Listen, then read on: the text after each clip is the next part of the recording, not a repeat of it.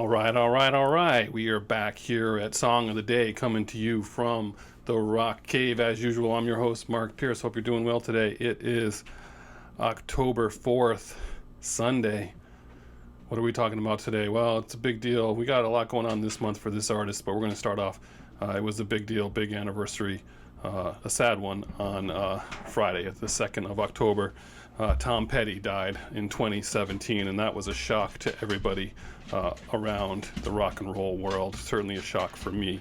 It was just a awful news. Tom Petty. We're not going to spend a lot of time talking about who he is because we got some other anniversaries coming up. We got a big record anniversary coming up on October 19th. His birthday is October 20th, so we're going to do some more, and we'll do some more of his albums throughout the year. So I'm just going to acknowledge that anniversary today. We'll talk a little bit about him, though. Obviously, if you know anything about him, he was born and raised in Gainesville, Florida. Knew he wanted to be a musician as soon as he saw the Beatles on Ed Sullivan, like so many kids who saw that performance. What I did learn is that Don Felder was one of his earliest guitar teachers. Don Felder was a Gainesville resident who later, of course, joined the Eagles. His first band was Mudcrutch. They actually released that CD maybe 10, 15 years ago. And in Mudcrutch was two of the Heartbreakers, Mike Campbell and Ben Tench. If you ever get a chance, one of the best single rock and roll documentaries I've ever seen anywhere, any way, any form, is the Tom Petty documentary Running Down a Dream, which was directed by Peter Bogdanovich. This is amazing. This is up there. I mean, there's the Eagles one is equally as good, but this one is so good. Original footage, great story. Just, you will fall in love with Tom Petty if you don't already feel that love. But if you do love him, you have to see this because it tells the whole story, and it's just amazing.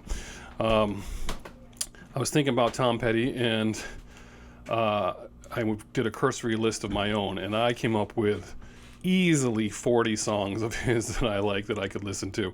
Rolling Stone did an episode, a magazine article where they did the top 50 Tom Petty songs. Think about that for a minute, though. Think about all the music that you like, and can you say that you have an artist who you like 40 or 50 songs of? I mean, that is insane, right? I mean, that's incredible. I mean, what a career this guy had.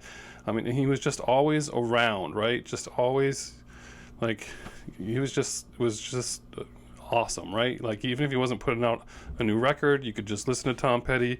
You could catch him in concert. I saw him 2 or 3 times in concert, and just awesome, right? My earliest memory of Tom Petty goes back in the early 80s. We're going to cover that later in the month. And it's funny, one of my other memories of a Tom Petty song is hearing the song American Girl for the very first time. Does anyone here remember the movie that American Girl was in? I don't know why I hadn't heard it before then because I was a fan, but the very first time I heard it is in Silence of the Lambs because that girl is singing along to that in her car. And I was like, wow, I need to get that Tom Petty song because clearly that's who it was. So anyway, so much great music. What are we doing for Song of the Day today? I want to hear your Tom Petty stories. Comment below. Just tell me all your Tom Petty stories because I just absolutely love this guy. He's my second favorite artist of all time. Obviously, you know me, Pink Floyd.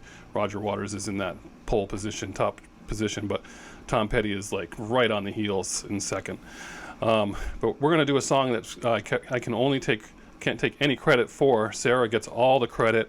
She's the one who drew this to my attention, and this song is Southern Accents off of the album Southern Accents. What a great song. He used to close his concerts with it. Just a awesome and powerful song. If you don't know this song, listen to it today, crank it up, listen to it like 5 times, and it'll be among one of your favorite songs ever. He said that he thought that was his favorite song of his, writing wise and performance and everything, but that was before Wildflowers, because Wildflowers is clearly, he is on record saying that he thought that was the culmination of his career, and they wanted to make that a double record from the very beginning. The record company didn't want him to, but he kept going back to that, and those sessions, and he thought that was his best absolute work. It's hard to argue with that, and they just came out with the basically that Wildflowers project with all those demos, all those songs that didn't make it on there, and that I'm just blown away by the music that didn't get on there. And some of that stuff came from She's the One, the soundtrack, which was awesome. Zero from Outer Space is a great example of that. So, Southern Accents, that album recorded at Sound City in LA. If you haven't seen Sound City, that documentary, make sure you watch that as well. But we're doing Southern Accents for Tom Petty. Miss this guy. I think I commented on a thread somewhere. Someone said, "Who do you miss the most in music?" And I said, clearly, above no one else, it's Tom Petty. Anyway, that one's for Tom. And have a great day. Listen to this song if you don't know it. Talk about Tom Petty for me today. We'll talk to you tomorrow as usual. Have a great day. Catch you on the flip side.